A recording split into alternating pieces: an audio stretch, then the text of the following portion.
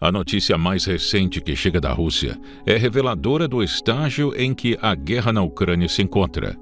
Moscou está recrutando estudantes de universidades, escolas técnicas e institutos profissionalizantes para reforçar suas unidades de drones. Segundo uma investigação da BBC divulgada nesta semana, a campanha começou no início deste ano e mira sobretudo jovens com dificuldades acadêmicas ou que cogitam abandonar os estudos, oferecendo as unidades de drones como uma opção supostamente mais tecnológica e segura. A realidade, porém, tem sido outra. O jovem Valery Averin, de apenas 23 anos, morreu em abril em um ataque de morteiro perto de Lugansk, apenas 3 meses depois de terminar o treinamento como operador de drone. E casos como o de Vladislav Gorbunov e Hakim Abdulin, ambos de 18 anos, seguem o mesmo padrão trágico.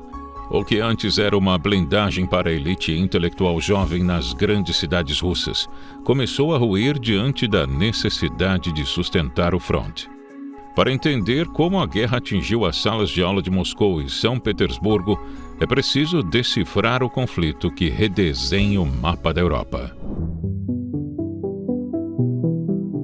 As estimativas da guerra revelam uma tragédia humanitária sem precedentes no século XXI. De acordo com os dados compilados pelo Center for Strategic and International Studies, o número total de baixas entre mortos e feridos de ambos os lados já superou a marca de 2 milhões de pessoas. Bilhões de dólares em infraestrutura foram destruídos, resultando no maior fluxo de refugiados na Europa desde a Segunda Guerra Mundial, conforme registrado pelo Alto Comissariado das Nações Unidas para os Refugiados, a ACNUR. Estima-se que 10,8 milhões de pessoas dentro do país precisem de assistência humanitária, 3,7 milhões estejam deslocadas internamente e 5,9 milhões de ucranianos continuem refugiados por toda a Europa. E mesmo assim, o fim da guerra parece distante. A CNN também apurou que estudantes relatam pressão e ameaças em ambientes acadêmicos para assinar contratos militares e que o Ministério da Defesa russo estabeleceu metas que fazem parte de uma campanha de recrutamento silenciosa, direcionada às forças de sistemas não tripulados, ramo militar criado oficialmente há poucos meses. Segundo a Euronews, o objetivo é recrutar cerca de 78,8 mil pessoas, e Moscou chegou a orientar universidades a garantir que 2% dos seus estudantes assinem contratos com o exército. Esse episódio é sintomático, porque revela que, mais de 4 anos depois de começar a guerra, a Rússia enfrenta uma dificuldade crescente para repor seus efetivos, sem recorrer a uma mobilização geral e impopular. No campo diplomático, as principais declarações e reações mundiais mudaram de tom ao longo dos anos. No início, houve uma unidade ocidental quase automática.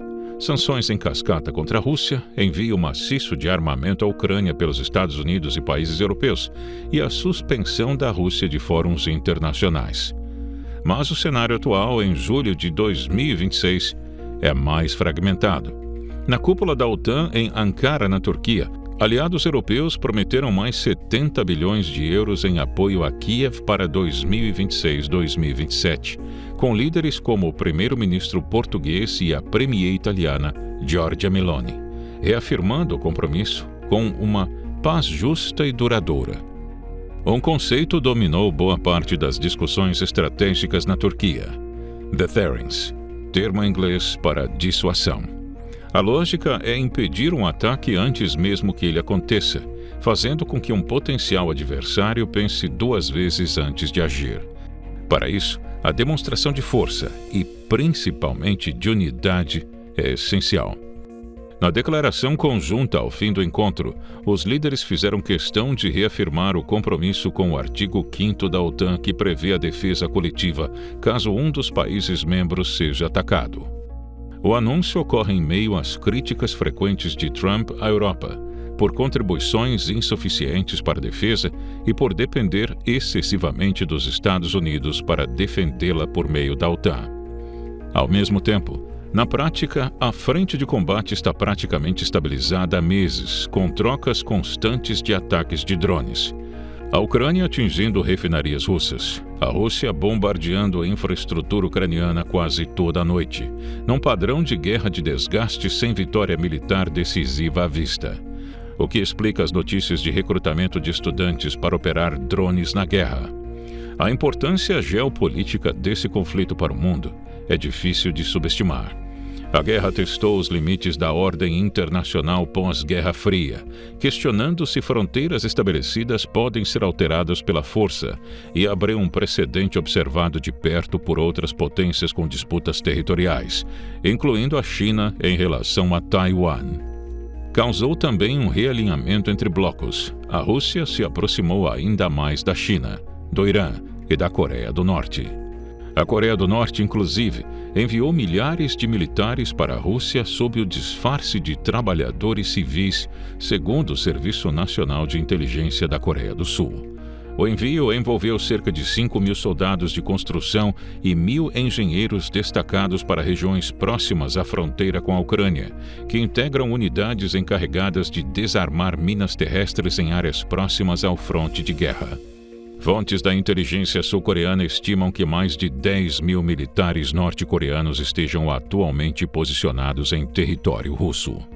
A importância geopolítica desta guerra reside no fim definitivo da ilusão de paz e estabilidade que marcou o mundo ocidental pós-Guerra Fria. O mercado de energia mundial também foi severamente impactado, forçando a Europa a buscar independência do gás russo, enquanto as rotas de comércio internacional foram testadas por restrições econômicas mútuas. O que começou como uma disputa regional transformou-se no catalisador de uma nova ordem internacional, onde o poder militar, a soberania territorial e o controle de recursos estratégicos voltaram ao centro das decisões das superpotências. E se você quer se aprofundar em temas diversos do Brasil e do mundo, a BP é o seu lugar. Clique no link na descrição ou aponte o celular para o QR Code na tela e aproveite tudo o que nosso streaming tem a oferecer. Ao assinar, você garante acesso a mais de 100 produções originais, cursos com os melhores professores do país e um catálogo de filmes selecionados que respeitam a sua inteligência. Como você sabe, nós não recebemos um centavo de dinheiro público e nossa independência editorial só é possível graças ao apoio dos nossos membros assinantes. Aproveite o plano mensal da Brasil Paralelo, uma condição exclusiva para quem está assistindo a este vídeo. Mas atenção, essa oferta pode sair do ar a qualquer momento e só está disponível para quem está assistindo a este vídeo aqui pelo link na descrição ou pelo QR Code que está aparecendo na tela. Nos ajude a continuar fazendo o trabalho que poucos têm coragem de fazer. Nós contamos com você. Muito obrigado e até breve.